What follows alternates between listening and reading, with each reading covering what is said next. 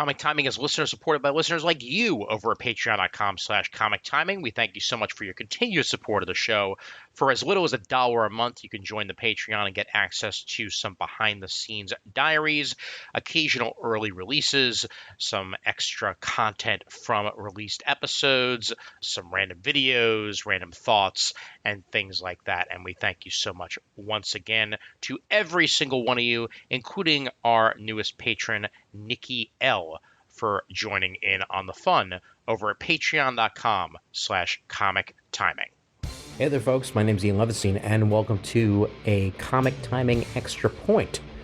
Call this one Comic Timing Extra Point Episode 18, because that's exactly the number that it is.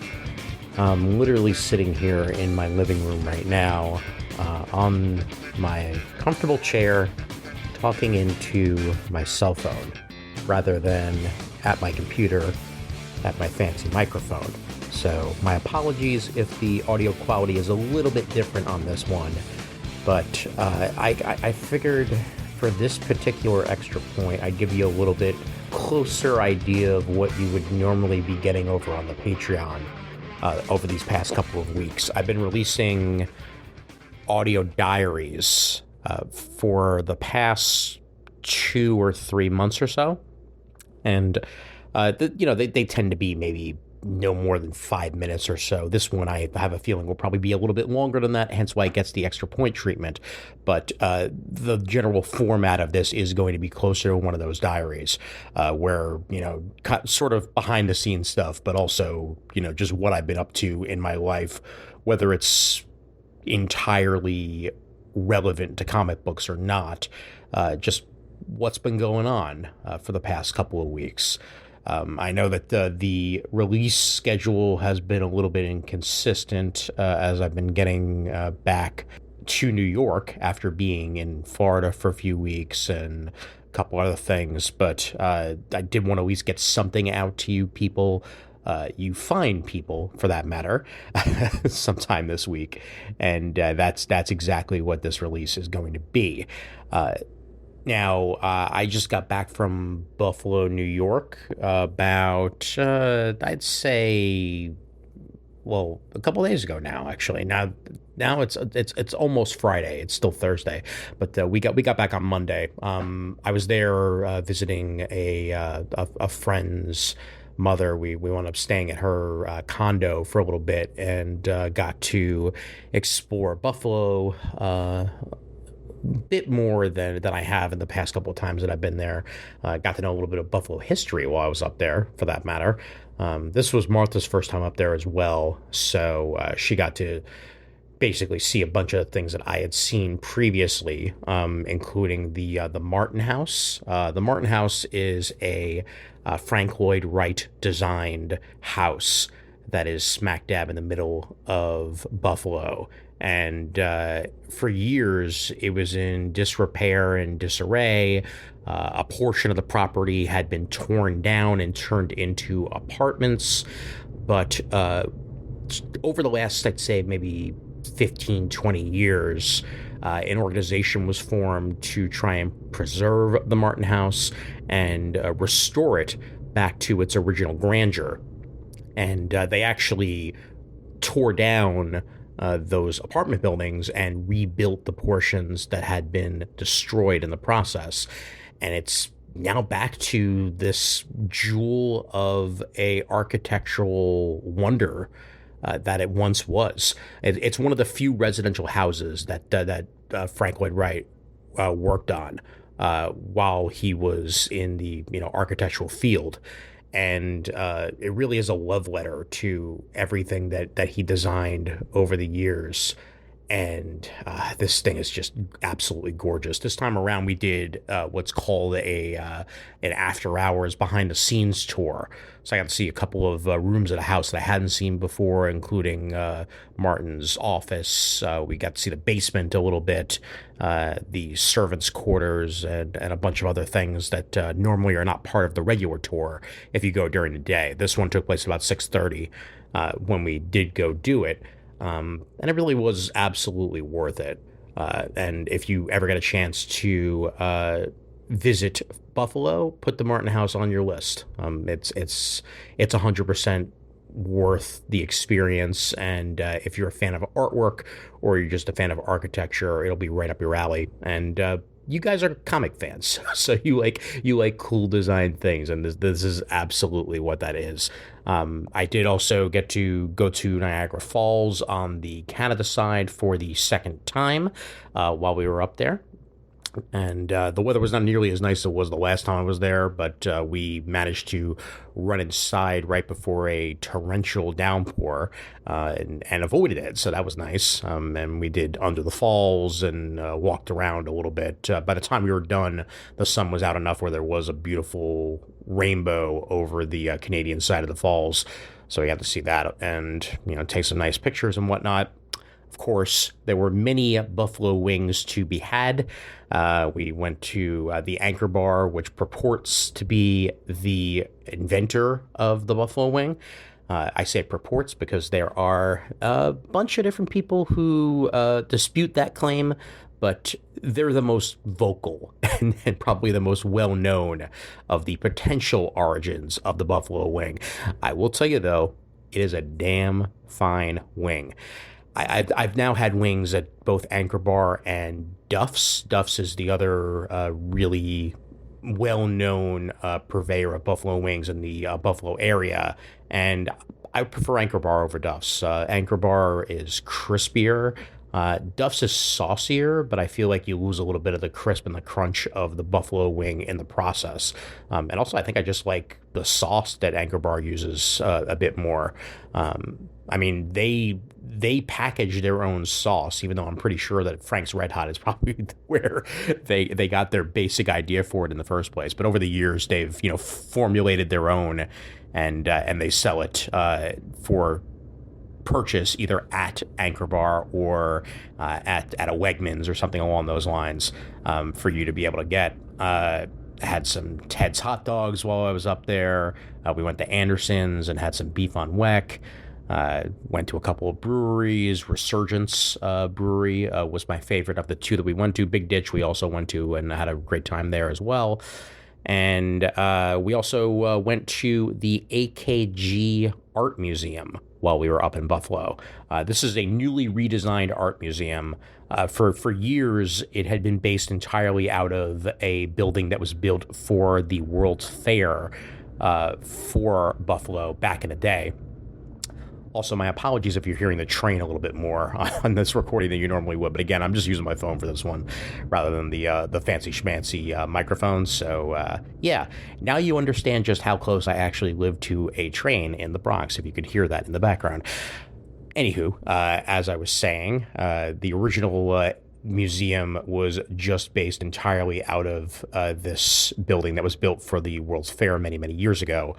They have now expanded it into a second main facility. And this one's, again, talk about an architectural wonder. This thing looks like it's like space age. It's stunning. It really is. And that led to the name change as well. As before then, I forget the initial name of it, but basically the AK was part of it, and now the AKG is the full name of the art museum. With the inclusion of this, they were able to get a new dedicated exhibit space, as well as some further exhibitions of sculptures and stuff like that. And then in the main building, you go through the years and you see on display a whole bunch of artwork from luminaries like Matisse and Picasso and Frida Kahlo and folks like that, all throughout the museum. They do have a Lichtenstein, and I have very strong thoughts on Lichtenstein. I know he's regarded as one of the greatest artists of all time by some folks. To me, he's a cheat. The same way that I go off on folks like Greg Land that just trace and whatnot. Lichtenstein made his entire career off of comic book pages that he himself essentially just either redrew or took verbatim and put on canvas. And none of those original comic book creators actually ever get the proper credit for essentially what he took and reused. Um, and I think that's really shitty, quite frankly. I'm not a big fan of Roy Lichtenstein for that exact reason. Um, I'm sure that if I looked further into it, I'd have a little bit of a different opinion. But from what I have seen and from the articles that I've read up until now, it really does look like Lichtenstein just took either what would be considered public domain comic book art or works from creators that have long since been lost to time and repurposed them for his own artwork and made a lot of money off of it, and they didn't get anything in the process. It really sucks, and it does not make me very happy. So there's my very strong thoughts on Lichtenstein, but they had him on display, and overall it's a really beautiful space. There's a wonderful archway slash atrium in the main hall of the AKG in the original building, that is lights out gorgeous. I was just stunned by the roofing of it all. It's kind of glass and like gives this effect of like tree branches extending, and it's fantastic. Also, something that something Shane would have loved. The AKG is one of the only museums in the world to actually have a license with Lego, and they have a Lego room dedicated so that kids can go in there and look at some Lego artwork and also create some Lego artwork of their own within the confines of the museum. That's pretty damn cool, and it's certainly one of the main features of the AKG. So that was a really good time. Transforming the conversation further back in time. As I said, I was in Florida over a period of time, close to about 3 weeks, and I got to experience something that any of you who have the opportunity to do so should definitely partake in. And that is Hollywood Studios After Hours. Now, the caveat to this is that it's about the price of a full day ticket to Hollywood Studios. So you will wind up putting down about $120 per person in order to attend this. That's probably the biggest negative that I can give to it. So you're putting down what would amount to about a full day price in order to attend for a couple of hours. However, the biggest bonus of this is that there are going to be way fewer people in the park during that time. And with this ticket, even though the after hours begins at 9 p.m., you can enter as early as 7 p.m. So you get online when you get to the park. You receive your wristband that you're then going to wave whenever asked by a Disney employee to ensure that you are supposed to actually still be in the park. And then you can go about your business. What we wound up doing was having dinner first at the Brown Derby at about 7:30, if I remember correctly. After we got to the park, and we sat down for a nice meal. Definitely worth checking out if you get the opportunity. That Cobb salad is damn good, and I had a delicious fish. Martha had the steak, and that was absolutely tasty. Almost every single thing I've ever had at Disney is good. It's going to be expensive because it's Disney, of course, but they do ensure that whatever meal you sit down to is going to be worth it in the end. At fast casual, you might have a little bit of a different opinion on, but the actual sit down places are all going to be absolutely worth it, at least from my experience. When we were done with that, we stepped outside and got to see the Art of Animation display that is set upon the replica of the Grauman's Chinese Theater on the main street of Hollywood Studios. It used to be home to the Great Movie Ride, but now it's the Mickey and Minnie's Railroad, which is actually a excellent ride. I was fully expecting to go in there and miss the Great Movie Ride, and yes, I do miss the Great Movie Ride. It was a lot of fun, but this is a excellent replacement. And I've had the "Nothing Can Stop Us Now" stuck in my head for days after seeing it, and now it's stuck in my head again.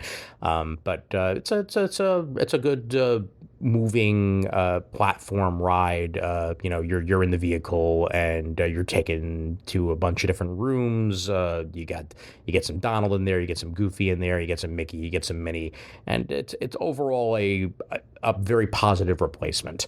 But the art of animation goes through the years of Disney animation in full, puts on a nice light show with a couple of fireworks and whatnot.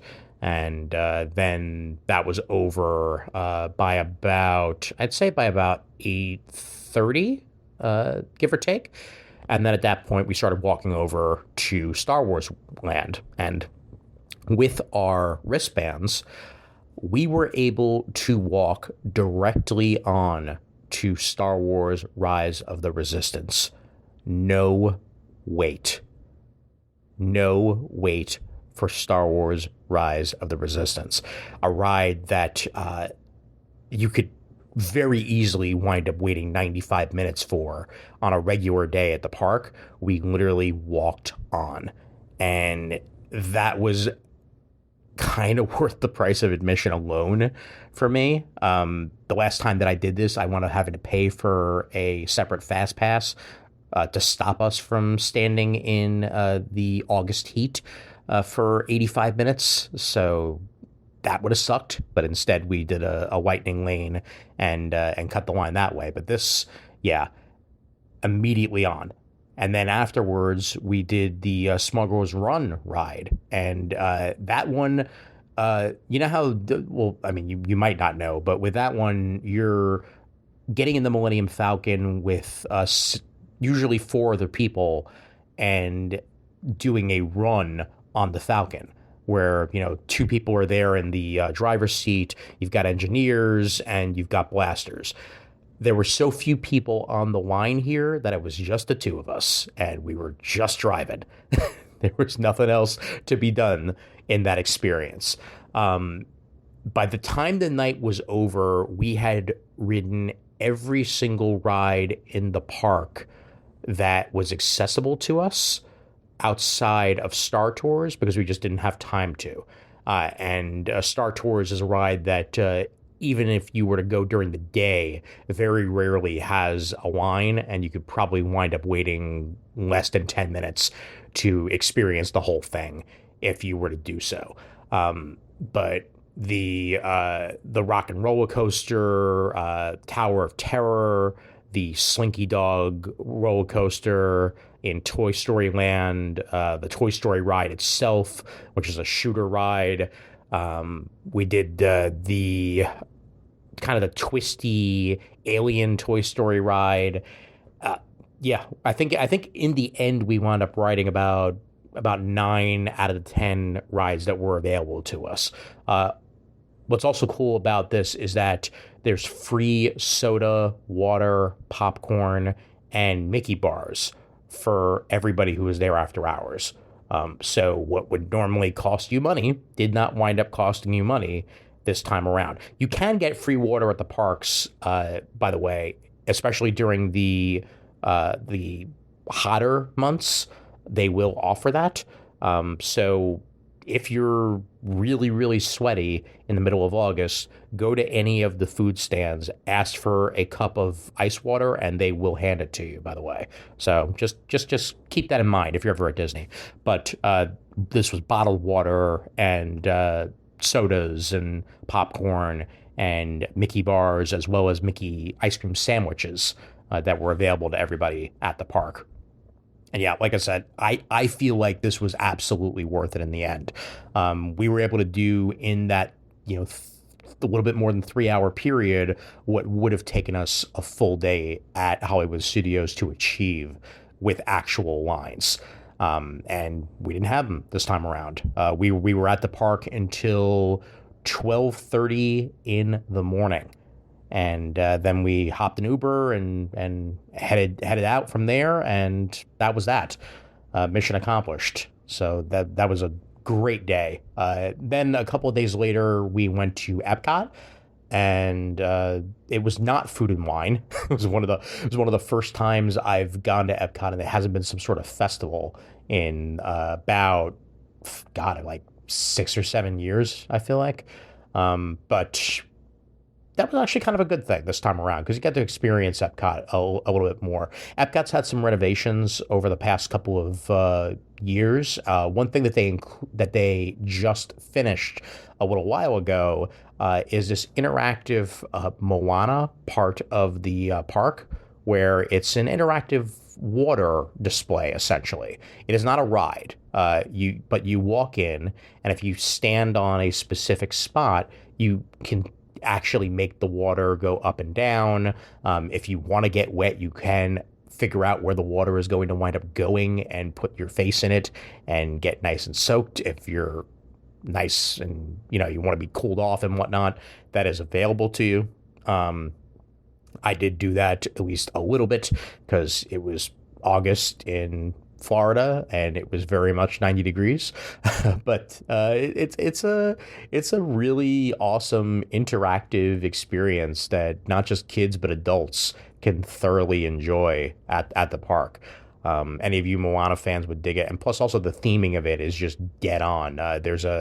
The forest spirit in Moana, the woman with all the leaves and whatnot is baked into the Moana experience, and it looks pitch perfect to the movie. Really worth it. There's also a couple of new areas that they just opened up. A couple of new stages for concerts and stuff like that. And there's one building in particular that if you're going in the middle of summer, you're going to want to remember. It's a festival experience building where attached to it you get to try a bunch of foods from the festivals. They had arepas when we were there, and the arepas were amazing. But best air conditioning in the park inside of this place. You just sit your butt down for a little while, cool off, and relax. Then afterwards, you had the Club Cool, and you get to experience Coca-Cola from all around the world. My favorite was Cucumber Sprite. Fun fact, Sprite originally came from Russia. I did not know that until Disney told me.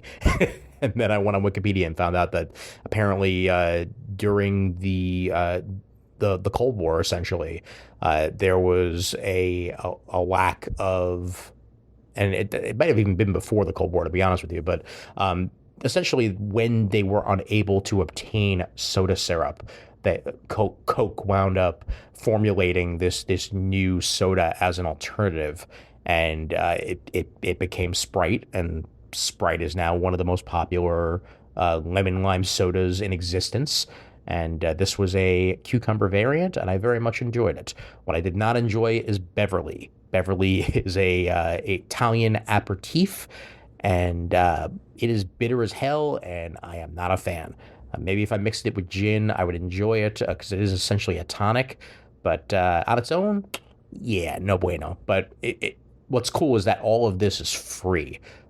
If you go to Club Cool in Epcot, you can try all these sodas for free. And if there's nobody around, you could just keep chugging as much as you want. Nobody's going to stop you. And if you want to do the weird cocktail of mixing every single one of them together, by all means, you have that ability as well. We did get a chance to ride the Guardians of the Galaxy roller coaster. This was my second experience with this ride. So the whole premise of Guardians of the Galaxy Cosmic Rewind is that the Xandarians have decided to create a pavilion in Epcot for people to visit and create a bridge between their culture and ours. And there's this cosmic elevator that you are able to go on, which is supposed to be like a bridge that sends people from Epcot to Xandar. Some weird shit happens with that. There's a celestial involved. It's very much not in main Marvel Cinematic Universe continuity at this point, especially after Eternals. But I guess somewhere in one of the universes, this is the way things went down, and the Guardians are called in to investigate and try to, save us and save the galaxy. So you get into your vehicle, you get blasted off, and music plays the entire time you are on the indoor track for the ride. I'd say the experience is a little bit similar to Space Mountain, plus the music involved. By the way, our musical choice, it is random. You don't actually get to choose it. We got Everybody Wants to Rule the World, which was an appropriate track, if I do say so myself. And you will get a different, or at least theoretically, you will get a different song every time you ride the ride, if you get a chance to ride it multiple times in a day. This is still one of the few rides, and actually there's one fewer ride. I think as of September 6th, Tron at Magic Kingdom will no longer require a virtual queue. But this is one of the few rides that still, you still need a virtual queue in order to actually get onto the ride. And there is no single rider alternative for this. So essentially, you need to make sure that you are by your phone at exactly 7 a.m. in order to enter the queue and get a riding party with your entire party. So make sure you have that all set up ahead of time in order to ensure that you are all going to be able to ride the ride when you want to at the park. When we did it at 7 a.m., we were given a boarding party, and we wound up riding the ride around 1:20ish, thereabouts. There is another opportunity in the afternoon. They open up more slots, I believe, at 1 p.m. And I think there might be one more set of slots available later in the day for people that are staying at one of the hotels. But yeah, you're not going to be able to ride Guardians of the Galaxy Cosmic Rewind more than once in a day. Unless you manage to get really, really lucky. Or maybe if it breaks down. Speaking of which, I can't forget this. But you know what? Actually, I'm getting off track. Let me just finish by saying Guardians of the Galaxy Cosmic Rewind, I think, is my favorite roller coaster at all of Disney World. Its track is just enough of a jolt to make you feel like you're moving fast, but it's not enough to make you feel dizzy. It does not go upside down. There are a bunch of twists and turns, and at a point you'll even go from front to side in your car. And the interactive elements of the screens and whatnot, along with the music, really just add to the entire experience. So definitely worth checking out if you're going to be at Epcot. We rode Ratatouille earlier in the day, and this was the first time, unless you count when I was almost off It's a Small World about 20 years ago, and I was forced to hear the It's a Small World theme over and over and over again as the ride vehicles in front of me refused to advance as there was a delay, and then eventually I got to get off the ride. This was a full ride breakdown at Ratatouille. We were in the second to last room of the entire ride. There's supposed to be a scene. This is a 3D ride. There's supposed to be a scene where the rats are uncorking a bottle of champagne, and that uncork, you get spritzed with a little bit of water, and then you get pushed along the track into the final room. You see the final thing, and then you get off the ride. Here, I received the biggest blue balls you could possibly get when a ride breaks down, because we got to the champagne and it didn't uncork, and it didn't uncork, and it didn't uncork, and we're like, this is taking a while. And after about 2 minutes or so, then we get an announcement to stand by. And then we get an announcement that the ride is broken. And we got to see the lights turned on. We got to see a rat in the corner essentially continuing to twerk. And that was affectionately known as the twerking rat for the rest of the time that we were at Disney. And we were given a fast pass, and we were given apologies, and they came over and removed us from our ride vehicle, and we were escorted out. And it's the first time I've ever gotten the lights turned back on for a indoor ride at Disney, and it's the first time I've ever had a ride failure ever, which was something to say the least. But I guess I get to say that I experienced that at least once in my life now, so go figure. It was still fun though. Like, we didn't actually wind up using the fast pass because we didn't really have an opportunity to. We rode the Los Caballeros ride in Mexico, which was a lot of fun.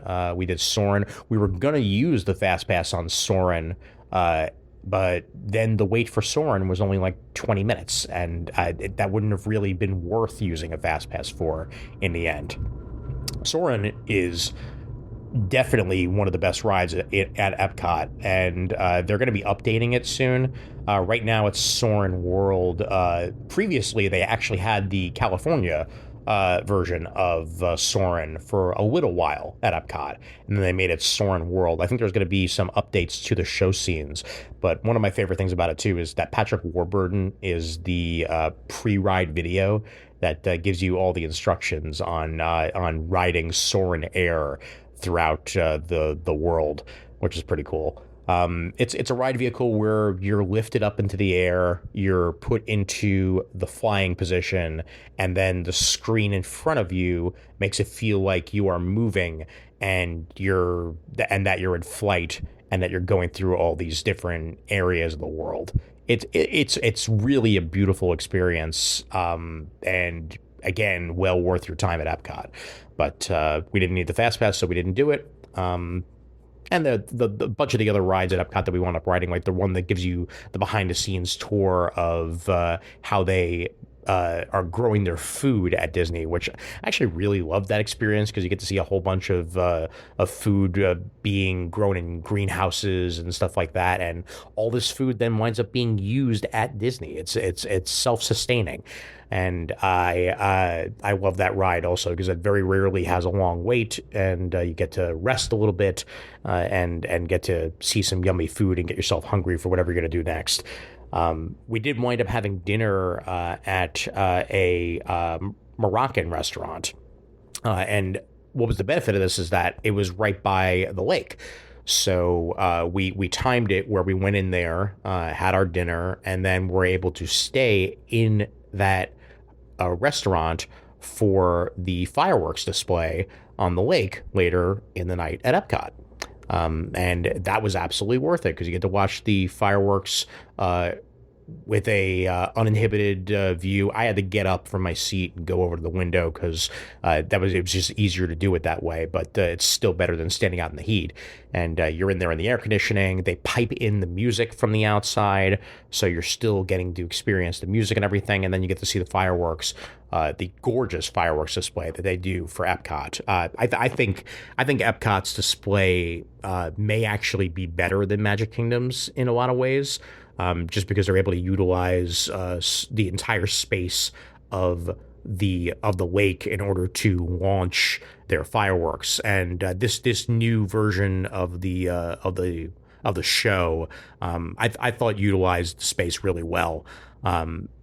There is something to be said about the Magic Kingdom one too, especially for the that world famous effect of Tinkerbell flying in the air and whatnot. Like you can't beat that, but I'm a sucker for Epcot, and I'm a sucker for Epcot in general. I mean, I even like the frickin' Canada video that just came out a little while ago. For years it was Martin Short, and now it's Eugene Levy giving you a history of Canada and whatnot. It's a Circle Vision movie, so all around you are these images of Canada and stuff like that. So That was good times. It was good times indeed. The Guardians of the Galaxy stuff is definitely the closest I came to comic book material while I was down in Florida, and really wasn't much to say about what was going on in Buffalo either. I thought I would have more time to read while I was in either of the locations, and yet, as usual, I brought a couple of things with me, and it didn't really wind up happening. Most of the reading material that I did bring with me, I'm saving for future episodes. One of which will be a crossover that hopefully you folks will be hearing in the not too distant future, as long as things line up the way that we're hoping. But I know we talk a lot of X-Men on the show and have been over the past couple of weeks, but we are going to be reviewing a bunch of the number ones that just launched in the From the Ashes X-Men line, and we are hoping to cross over with some of our favorite people. I will leave it a little bit nebulous on that, even though I did essentially reveal it on our last previous episode. But either way, hopefully next week we'll be recording part, if not all, of that crossover between our two shows. And that'll be me and Brent, by the way, representing Comic Timing. On that side, plus the other crew, which shall remain nameless, even though you can probably guess who it is at this point. You know. But yeah, we're definitely looking forward to that, and that will hopefully be our release for next week. And if not, it'll be the week after that. I'm gonna try to get more regular on the releases here, as well as getting Chris, Murd, and Shane back into the fold. We're working on some future retro movie reviews, and honestly, I just want to talk comics. Like it doesn't matter who the crew is, whether it be the blue team or the gold team. Whether it be Brent, Chris, Brandon, Raph, Donovan, and Jamal, or whether it be Chris, Shane, Murd, or whether it be a combo of anyone in between. I am here to talk comics. I'm also hopefully going to have a couple of interviews to come with friends of the show, and possibly even some newbies if I can line them up appropriately. But yeah, it's been a nice relaxing couple of weeks, and now I get myself back into the overall grind of everything. I'm hoping to see Beetlejuice this upcoming weekend, as it is set to be released. And you know what? Speaking of movies, I saw this a while ago, and I meant to talk about it on the show in one form or another. But it wound up being one of the biggest hits of the summer, and for good reason. Inside Out 2 is great. It is one of the most mature and well thought out sequels that Pixar has put out so far.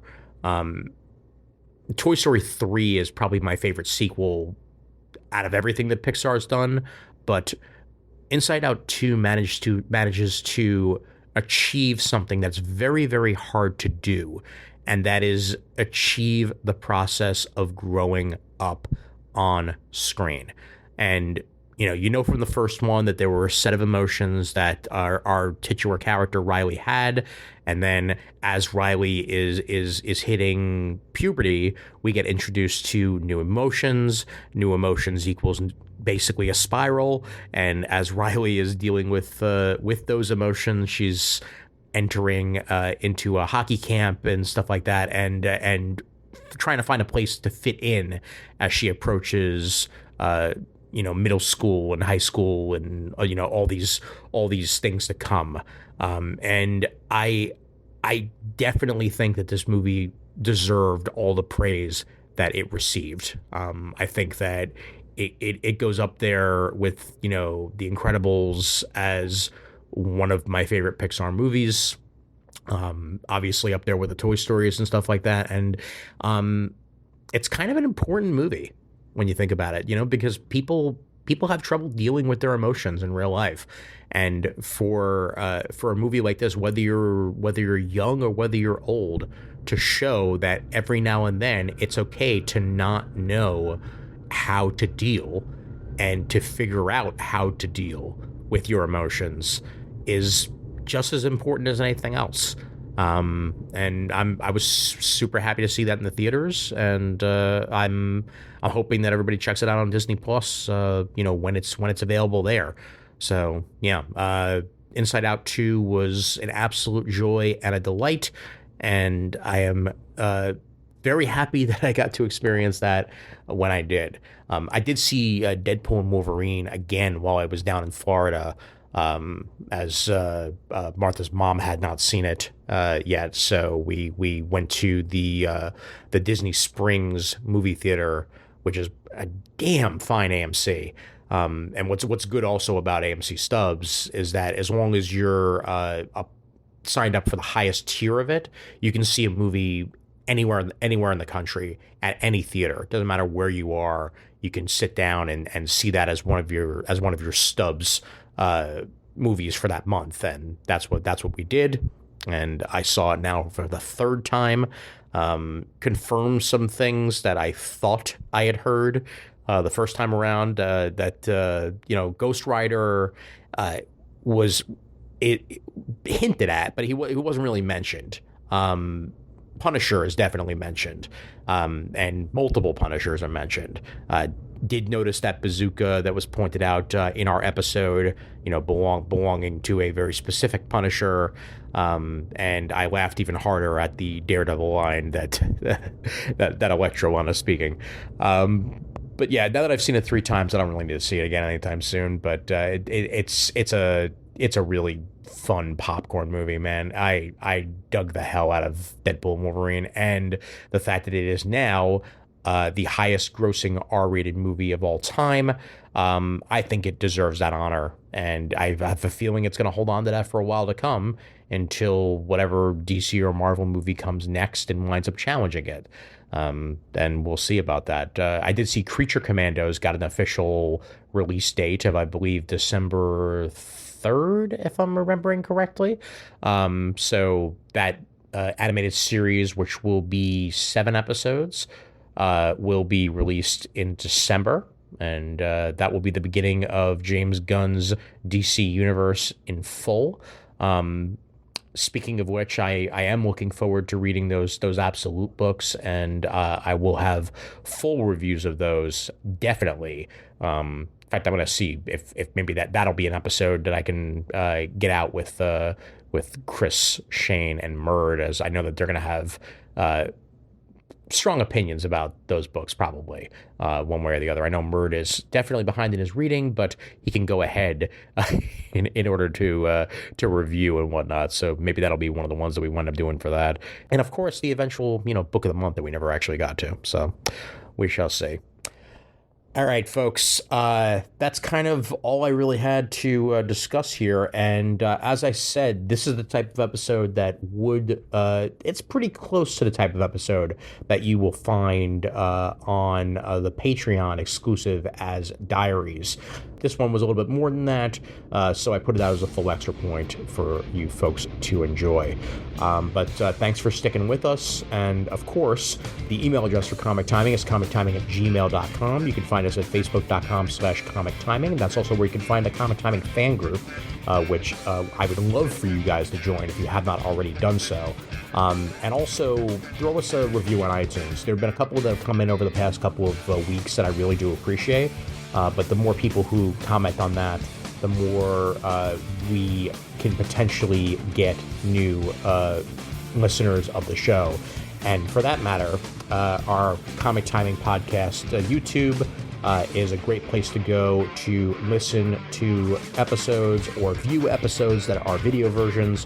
And please make sure to, give your comments on there as well.